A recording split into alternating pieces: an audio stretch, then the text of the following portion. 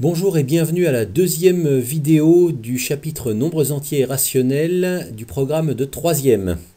Alors dans cette vidéo, on va reprendre le calcul du PGCD, mais on va apprendre une méthode un peu plus performante qui est l'algorithme d'Euclide. Alors l'algorithme d'Euclide se base sur ce qu'on appelle la division euclidienne. Alors peut-être ne le savez-vous pas, mais la division euclidienne, c'est tout simplement la division que vous posiez à l'école primaire, comme ceci, où vous aviez un quotient et un reste. Donc pour se le rappeler, on va faire cette division. Comment on divise ça? On se dit en 172, combien de fois 168? Eh bien, en 172, il rentre une fois 168. Une fois 168 égale 168, que j'ôte de 172, il reste 4. Voilà, ça c'était une division très courte. Un petit rappel, ce 1 que l'on obtient ici s'appelle le quotient, le résultat de la division. Et le 4, c'est le reste. Ça veut dire qu'en fait, ce 172 est obtenu en faisant une fois 168 et en rajoutant 4. 172, c'est une fois 168 plus 4. Voilà. Et bien avec ce 172 et 168, on va faire je vais poser un petit problème qu'on résoudrait avec le PGCD. Voici. On veut carreler une pièce de 168 cm de longueur et de 172 cm de largeur. Les carreaux sont carrés et doivent être les plus grands possibles. Quelle doit être la longueur du côté d'un carreau? Je précise qu'on ne veut pas découper des carreaux parce qu'il va rester de l'espace. D'accord? Donc ça doit tomber juste. Alors essayez de réfléchir à cette question, essayez de voir pourquoi on aurait besoin du PGCD.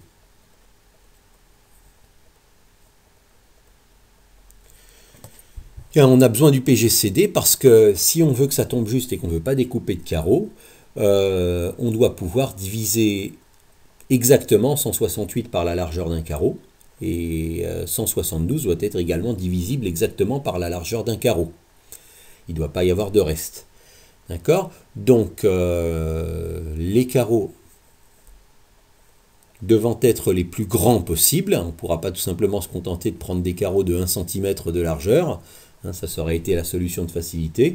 On doit trouver les carreaux les plus grands possibles. C'est donc le plus grand nombre possible qu'on peut diviser, par lequel on peut diviser 168 et 172 sans avoir de reste. Et c'est ça qu'on a appelé le PGCD de 168 et de 172. Conclusion, il faut calculer le PGCD de 168 et de 172. Vous me dites, c'est très bien, je vais faire l'algorithme des soustractions. Problème, essayez. Si vous ne me croyez pas, essayez, vous verrez. Vous allez y passer longtemps et vous allez y consacrer quelques pages parce que c'est très très très long par l'algorithme des soustractions, c'est très répétitif et dès que vous en aurez fait quelques étapes, vous allez vous dire non, c'est pas possible, il doit y avoir mieux que ça. Eh bien, on peut penser un petit peu à l'algorithme d'Euclide en se disant que par l'algorithme des soustractions, je vais faire 172 moins 168 égale 4. Et ensuite 168 moins 4, et ensuite 164 moins 4, et je vais continuer à faire moins 4, moins 4, moins 4, moins 4, indéfiniment. C'est ça qui va rendre l'algorithme des soustractions très long. Et je me dis pourquoi je ne soustrairais pas tous les moins 4 d'un coup? Ça irait plus vite. D'accord?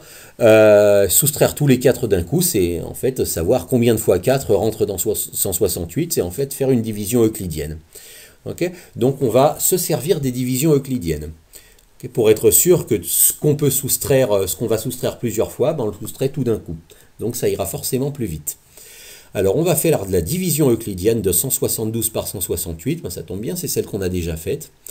Et on va pas la présenter comme c'est marqué là en haut de l'écran, on va la présenter de manière à montrer le calcul qui mène à 172. Donc en fait 172 c'est une fois 168 plus 4. Et donc, on a une formule qu'on appelle formule de la division euclidienne, qui est A, c'est le nombre que l'on divise, et B, c'est le nombre par lequel on divise. Donc, A égale B fois Q plus R. Q, c'est le quotient, et R, c'est le reste, comme je suppose que vous l'avez compris. Donc, le A, ici, c'est le 172, le B, c'est le 168, le Q, c'est le quotient, et le R, c'est le reste. Donc, quand je substitue en recopiant dans la formule, je vais recopier bien en colonne en dessous du A, du B, du Q et du R. J'obtiens que 172 égale 168 fois 1 plus 4. j'ai remplacé A, B, Q et R par leur valeur. J'ai bien écrit en colonne en dessous. Et voilà ce que m'a donné, ce que m'a appris la division euclidienne de 172 par 168. C'est un algorithme, donc il va falloir recommencer. Donc avant de recommencer, on ne va pas recommencer évidemment avec les mêmes nombres, on va faire la chose suivante. Le A et le Q ne nous intéressent pas, on les raye. Une fois qu'on a rayé le A et le Q, il nous reste le B et le R, le 168 et le 4. Et avec 168 et 4, on recommence à faire une division euclidienne. Voilà. Et on va réécrire l'interprétation de la division euclidienne en dessous. On va barrer le A et le Q, on va recommencer jusqu'à ce que ça se termine. Et ça se terminera quand? Regardez. Ben, ça se terminera quand il va rester 0. Là, ça se termine très vite. Hein. Ça se termine en 2 étapes. Quand on songe au nombre d'étapes qu'il faut faire par les soustractions, hein, on s'aperçoit que ça vaut quand même le coup. D'accord? Et donc, la question, c'est le PGCD. Où est le PGCD? Ben, comme dans l'algorithme des soustractions, il est au-dessus du 0. Donc, le PGCD vaut 4. Voilà. Et du coup, la longueur du côté d'un carreau qu'on va prendre, c'est 4 cm. C'est les plus gros carreaux possibles qu'on peut prendre pour carreler cette pièce sans avoir à couper les carreaux. Maintenant, la division euclidienne, vous n'avez pas besoin de la poser à chaque fois. Supposez que vous ayez 3 ou 4 étapes, vous n'allez pas poser les divisions euclidiennes comme ceci. On accepte que vous les fassiez à la calculatrice. Alors, pour ceux qui ont la calculatrice verte, qui est la plus communément présente au collège, vous tapez, comme c'est indiqué, 172. Vous avez cette touche-là sur laquelle il y a le symbole de la division tel qu'on l'a posé, qui ressemble à ce qui est marqué tout en haut de l'écran.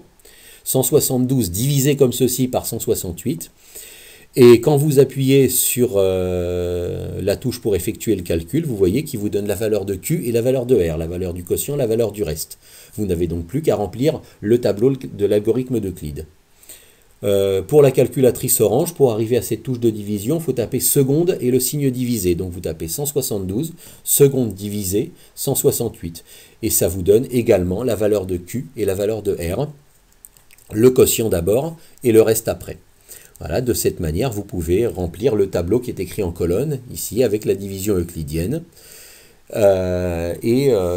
trouver ainsi le PGCD beaucoup plus rapidement que par l'algorithme des soustractions. Voilà, au revoir.